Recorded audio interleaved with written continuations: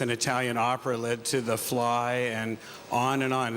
Each film was progressive musically in the ideas to lead to one another, and even films as diverse as M. Butterfly and Crash, the score to M. Butterfly was written for 2 harps and orchestra, and Crash was actually written for 3 harps and guitars. So, one musical idea always led to another, and it was very progressive thinking with a group of filmmakers that were continually looking forward.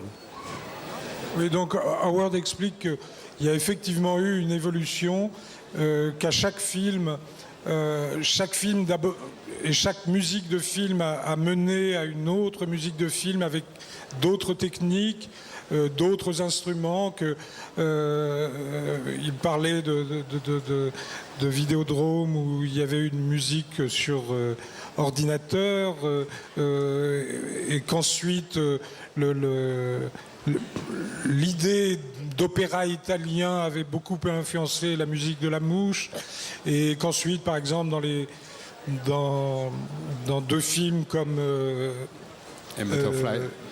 Butterfly, oui, et Crash, il y avait eu cette utilisation dans M. Butterfly de la harpe, et dans Crash d'une musique qui avait été écrite pour how much 7 guitars in Crash, pour 6 guitares, hein, c'est réécouter la bande, c'est une musique tout à fait extraordinaire, et donc il y a aussi cette évolution qui suit bien entendu l'évolution de la vision de Cronenberg à l'intérieur du cinéma, et qui est reflétée aussi dans la musique d'Howard Shore.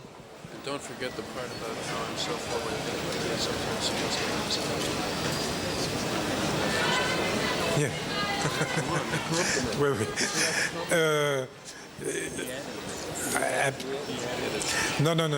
un peu de montage par Serge ici. C'est simplement que la phrase était très longue et que j'ai oublié, mais Howard tenait à dire aussi que, bien entendu, il avait parfois l'impression qu'il était forcé de suivre David et d'adapter sa musique à l'évolution de son art. Excuse me. About this thing, let's talk about one of my favorite score, Naked Lunch. It's very special because the collaboration between a big orchestra with some jazz musicians, and especially Ornette Coleman, who is one of the famous jazzmen alive. What does come from the idea of calling Ornette Coleman to participate at this score, and how was the work with him?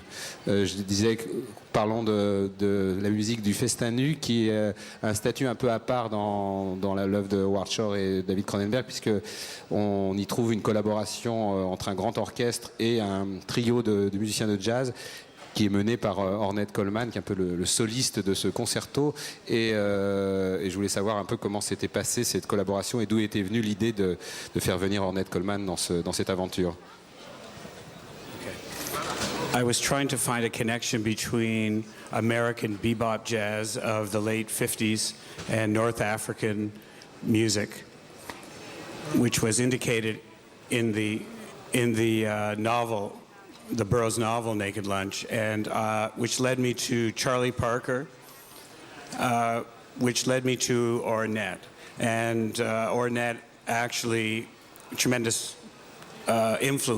was tremendously influenced by Parker, and especially when from that period. And Ornette's recording of Midnight Sunrise, which was recorded in the Rif Mountains of Morocco outside of Tangier, was made with the master musicians of Jijuka, and that recording was made in 1973, and I played that for David, that collaboration between Ornette and the master musicians, and he said to me that it was the Inner Zone national anthem, and we did in fact actually use it in the film in the first trip to Inner Zone, and of course it set off the collaboration with Ornette and myself and David and the London Philharmonic.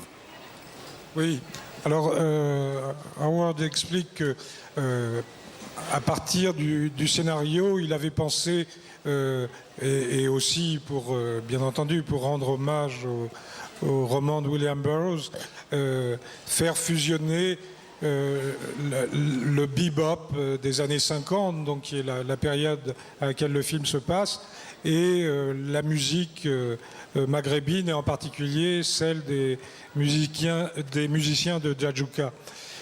Et donc il avait pensé bien sûr à Charlie Parker et que ça l'avait amené directement à Ornette Coleman, qui était un disciple de Charlie Parker. Et quand David a entendu la première version de cet étrange mixage, il a tout de suite dit, ben, voilà l'hymne national d'Interzone. That's the master musicians of Juju. Yeah. I noticed.